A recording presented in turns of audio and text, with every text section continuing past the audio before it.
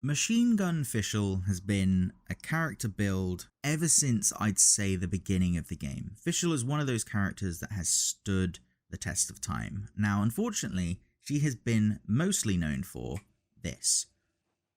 Her E is an exceptional ability in terms of applying damage, applying electro, and is just great because there's nothing better than having a DPS just create essentially a turret that just does constant damage as you leave the field into a different character. Any character that can do off-field DPS is exceptionally useful. But at the beginning of the game came a build known as Machine Gun Fischl. Now, Machine Gun Fischl unfortunately doesn't work unless there's something to shoot at. Now, as you can see, as you left click, there is a lovely little purple orb that decides to do a little bit of shooting with you. This is known as Machine Gun Fischl, or at the very least, it is how I see Machine Gun Fischl. Now, Machine Gun Fischl was a build back in the day. A lot of people, I think, theorized in terms of having a physical DPS Fischl, and it was a fun, neat idea, but it wasn't particularly strong because, unfortunately, her E is just better. Has that changed? Technically, no. The best part of Fischl is still the fact that her E and her Q are incredibly useful as off-field DPSs. But the wonderful thing about Genshin Impact is that you can use any character however you like in a weird, wacky, wonderful team. Hence, Machine Gun Fischl. So with Machine Gun Fischl, the entire point of the team is to just left-click a bunch of stuff, and you and your little purple orb of Oz up there will deal a lovely chunk of physical DPS damage as you play the game. Now, we all know physical DPS is probably the worst type of DPS. Currently in the game, it is not particularly strong, but once upon a time it was, and we're going to make it just a little bit better. So let's have a look at our Fischl build, shall we? Her crit rate, not ideal. Crit damage, not ideal. Attack percent could be higher. Elemental mastery doesn't really matter because we are not going to be using her E. Weapons, I am using the Rust. The Viridescent Hunt, great option always because, you know, crit rate percent is fantastic. Stringless, absolutely pointless because we are not going to be using Elemental Skill or Burst. Ideally, you can, but I don't think it's very good. Honestly, looking at the Slingshot, if, you know, you're not super late into the game, could probably get away with using this. You get the crit rate, which is nice. And then if a normal or charge attack hits the target within 0.3 seconds of being fired, increases damage by 60%, otherwise decrease damage by 10%. It's Machine Gun Fischl, you're always going to be hitting something, so you're always going to have that 6% damage up, and crit rates are, you know, you can never say no to crit rate. But for the most part, I think, you know, just a standard increased normal attack damage by 10% is fantastic. You get the attack percent up, which is nice. Decreased charge attack damage by 10% does not matter, you're never going to be charging attack. But yeah, I'd say Rust or Viridescent Hunt. If for some reason you don't have either of those two, I think the Slingshot is also a pretty solid option, or just whichever bow you think suits her best. Now, artifacts. This may not be the most efficient way of doing the build, but I like the two physical damage sets. So we've got Bloodstained Chivalry and Pale Flame. Again, as per usual, my builds are absolutely trash. I never perfect them. It takes too much time, and I don't think that's where the fun of the game lies. In terms of what I have on, I think attack percent, I like attack percent on this because, you know, the more attack percent you want, the more your physical damage is going to do. Physical damage bonus, obviously. And then crit rate or crit damage, this honestly is just this is the only circlet of Pale Flame I actually have, so that's why it's on there. It's not great, it's not perfect, but I do like the two-piece. Constellation. Now, the only downside to this build is that you do need, at the very least, C1 of Fischl. Why?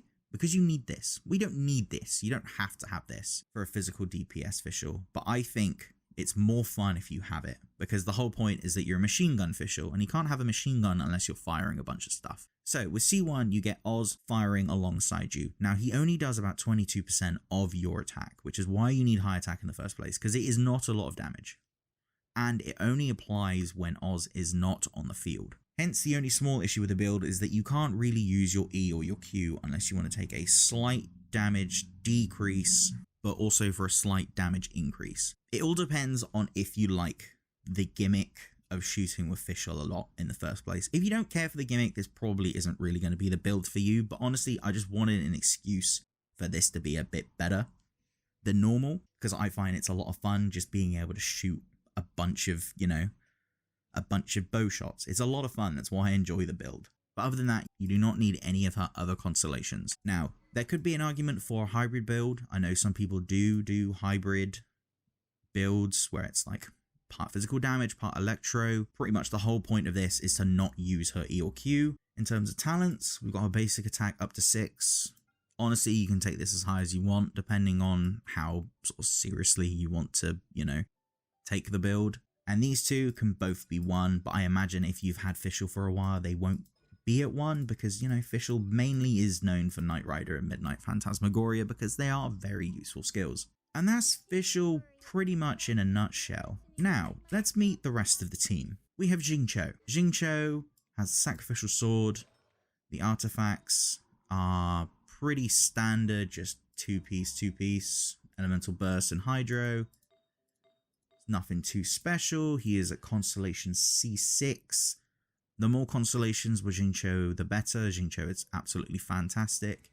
He's currently sat at 166. Technically, he's at 3-6, but in essence, it is 6-9 because of his constellations. Xingqiu, necessary part of the team. Next up, we've got Beidou. We have her with the Fav Greatsword.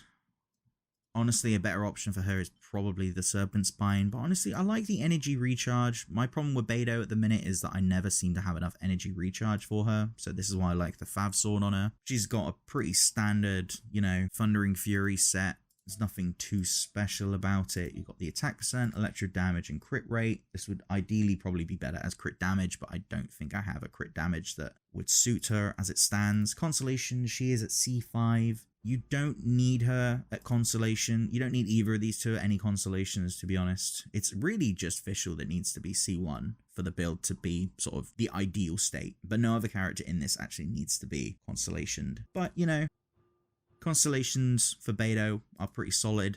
Plus, it's really nice to have. C2 is great. C1 allows you to have a shield, which is always nice because shields are fantastic. And then this is also a nice addition, but it's not a requirement. She is currently at 166. For this build, you pretty much only need Stormbreaker, but, her Tidecaller is great as well.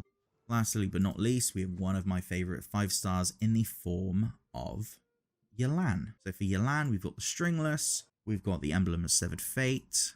Again, it's not particularly strong. I don't like farming Emblem of Severed Fate. It's just a very boring domain.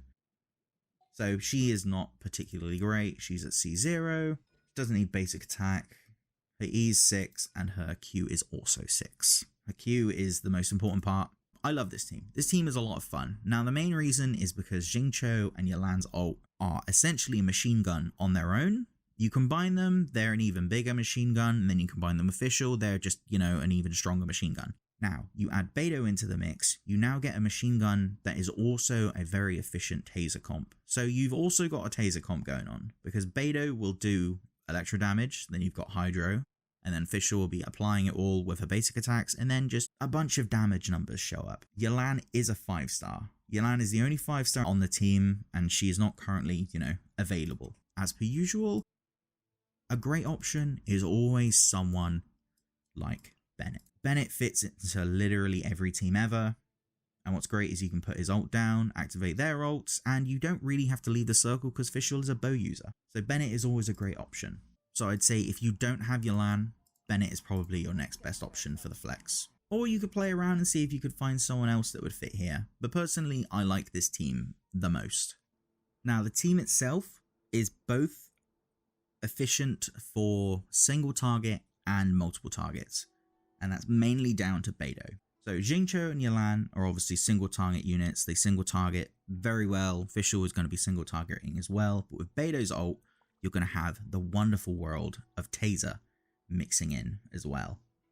Now, it won't be nearly as strong as the pure single target DPS that this team provides, but it is something a little extra. And as a whole, it makes for a really fun taser comp because you don't really have to think, you just spam left click and stuff dies. As per usual, ult, ult, ult. And then with Fischl, we literally just left click for days.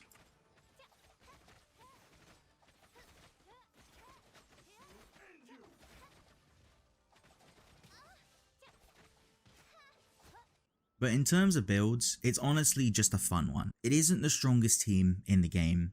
By no means is it the strongest team. It is a niche, fun team that I find really enjoyable. Should you give up everything on Fischl to turn her from a great Electro sub DPS to make her a fairly decent physical one? No, probably not. But if you've got Fischl and you really enjoy her weird C1 Oz machine gun trait that she does, the team's a weird amount of fun. Now I know I had this issue of pairing Jingcho and Yalan together for pretty much all of my teams, but in this instance I feel like they're the best options because they have machine gun-like properties that Fischl can really benefit from. And Beidou just brings out, you know, the taser compness. Yeah, you could put down her... You could put down Oz, you could ult, and then you have Electro from that. But honestly, it's just... You lose out on that little bit of extra DPS, and it doesn't feel as good, okay? That's all this team is about. It's about enjoying the gimmick. And if you don't enjoy the gimmick, that's fine. You don't have to enjoy every team in the game. Because it isn't the most efficient team. And it will never be the most efficient team. But my goodness, is it a lot of fun. And that's honestly all that really matters when I play Genshin Impact. If the team is fun, I'm going to have a good time with it. Regardless of the DPS most of the time. But anyway, that brings me to the end of today's team. Thank you for those who stuck around to the end. Be sure to like, comment, subscribe, and all of that good stuff. If you got any weird, wacky teams you want me to try, I'm all up for it. I love weird teams. They are a lot of fun. But let me know down in the comments below. I've been James, the Mayor of Jamestown, and until next time, goodbye.